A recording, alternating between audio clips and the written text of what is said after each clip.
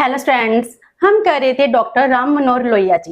Last session में हमने उनकी चुखंबा और 4 पिलर स्टेट थ्योरी की एंड आज हम इस सेशन में डॉक्टर मनोहर लाल जी हैं, इनकी सप्त क्रांति जिसको हम 7 टाइप्स ऑफ रेवोल्यूशन कहते हैं, इसकी स्टडी करेंगे। तो जो डॉक्टर राम मनोहर लोहिया जी हैं, इनके अकॉर्डिंग सप्त क्रांति है क्या? सप्त क्रांति क्योंकि जो सोशलिज्म में बिलीव करते हैं, सोशलिज्म में ऐसा नहीं जो सोशलिस्ट कंट्री में ईस्टर्न कंट्रीज में प्रिवेल कर रहा है। इनके अकॉर्डिंग सोशलिज्म ऐसा होना चाहिए जो इंडियन की सिचुएशन के अकॉर्डिंग हो, उसमें सबको इक्वालिटी मीनिंग इक्वालिटी है वो सिर्फ इकोनॉमिक नहीं होनी चाहिए बल्कि कास्ट के साथ भी इक्वालिटी होनी चाहिए। कास्ट इक्वालिटी का मीनिंग क्या है? कोई भी कास्ट डिस्क्रिमिनेशन, रेस के नेम पर डिस्क्रिमिनेशन, जेंडर डिस्क्रिमिनेशन कुछ नहीं हो सकता। अगर हम रेवोल्यूशन करते हैं, मार्क्स के अकॉर्डिंग रेवोल्यूशन करते हैं, हैव्स एंड हैव्स नॉट में होता है, कहते वो एक रेवोल्यूशन से कुछ भी नहीं होगा। अगर आप चाहते हो सबको फ्रीडम मिले, सभी के सभी सिविल लिबर्टीज को एंजॉय करें, तो हमको 7 टाइप्स की क्रांति की जरूरत है, सप्त क्रांति की जरूरत है। तो 1962 में राम मनोहर लोहिया जी हैं, he gave an account of the 7 types of revolution to secure comprehensive social transition। Meaning अगर हम चाहते हैं पूरी की पूरी सोसाइटी है वो ट्रांसफॉर्म हो, उसके ट्रांसफॉर्मेशन के लिए जरूरत है 7 टाइप्स की रेवोल्यूशन की। तभी तो उन्होंने वर्ड क्या यूज किया? Comprehensive social transformation. हमने सोसाइटी के एक पार्ट को ट्रांसफॉर्म नहीं करना, पूरी की पूरी सोसाइटी को ही ट्रांसफॉर्म करना है। तो उसके लिए revolution is required for betterment of Indian society. अगर आप चाहते हो इंडियन सोसाइटी अच्छे से वर्क करे, सबसे अच्छी हो, बेटरमेंट हो, हम डेवलप्ड कंट्रीज की तरह अपने सिटीजन को राइट्स देना चाहते हैं, सिविल लिबर्टीज देना चाहते हैं, तो इसके लिए 7 टाइप्स की रेवोल्यूशन है वो करनी पड़ेगी। तो वो क्या कह रहे हैं? He widens the scope of socialism and wants to fight against all forms of injustice prevalent in society। तो वो सिर्फ इकोनॉमिक इनइक्वालिटी की बात ना कर वो कहते हैं हमको पूरी सोसाइटी में जितने भी टाइप की इनजस्टिस है उन सब के साथ लड़ना है, against all forms of injustice, तभी सोशलिज्म है वो इस्टेब्लिश होगा।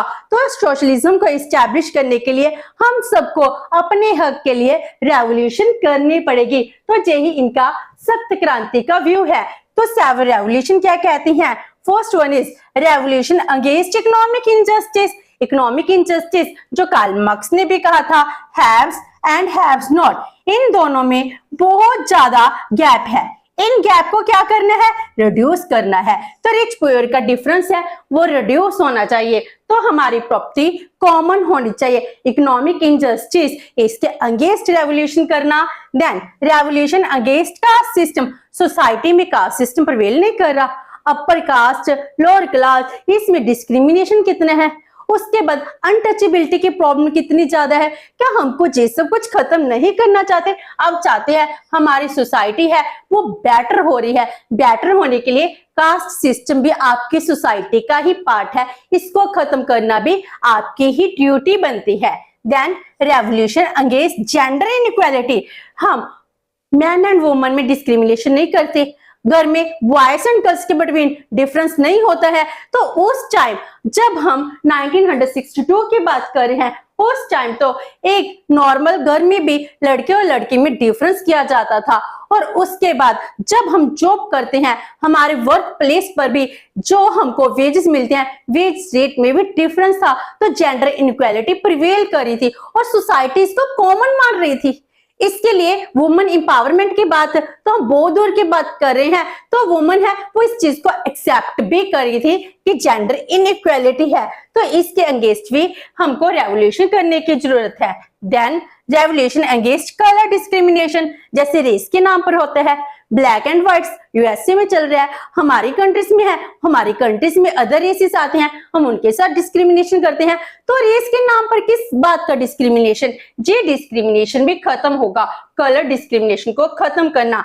Nationalist revolution against imperialism, India एक कॉलोनी रहा था, 1960 में भी कुछ कंट्री थी वो स्टिल कॉलोनी थी। तो इंपीरियलिस्ट कंट्री, जो रिच कंट्रीज हैं, यूरोपियन कंट्रीज हैं, दूसरे कंट्रीज को अपनी कॉलोनी बना रही हैं, तो वो कॉलोनी सही नहीं है। इसलिए कॉलोनियल रूल चल रहा है, जहां पर उन कॉलोनियल कंट्रीज को, उन कॉलोनियल लोगों को भी क्या करना पड़ेगा, रेवोल्यूशन करनी पड़ेगी। जैसे इंडिया ने भी रेवोल्यूशन की है, तब जाकर हमको इंडिपेंडेंस मिली है। तो इंपीरियलिस्ट कंट्रीज के अगेंस्ट रेवोल्यूशन करना।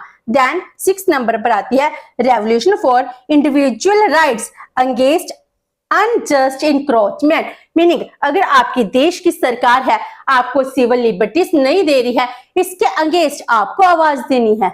आपके फंडामेंटल राइट्स हैं वायलेट हो रहे हैं, इसके अगेंस्ट आवाज किसको उठानी है, आपको खुद उठानी है। अगर आपकी कंट्री, आपके देश की सरकार खुद आपके साथ अनजस्ट कर रही है, इनजस्ट के अगेंस्ट आवाज उठाना revolution. And last one is procedural revolution of non violence civil disobedience. अगर हमको सरकार के रूल्स हैं वो अच्छे नहीं लगते हैं, तो हम शांतिपूर्वक प्रदर्शन कर सकते हैं, हम नॉन वायलेंस वे से रेवोल्यूशन कर सकते हैं। सिविल डिसओबीडियंस है, इसको मान सकते हैं, ये भी हमारी राइट्स बनते हैं। तो रेवोल्यूशन हमको ऐसे भी करनी है, हमको बाहर भी अंदर भी सोसाइटी में हर जगह जहां पर अनजस्ट है रेवोल्यूशन करनी है। अगर हम रेवोल्यूशन करेंगे तब जाकर with in society and outside the society, with in the state and outside the state, हम सब एक बन पाएंगे। तो जैसे उन्होंने अपना 3rd प्रिंसिपल दिया था व्हील ऑफ हिस्ट्री में,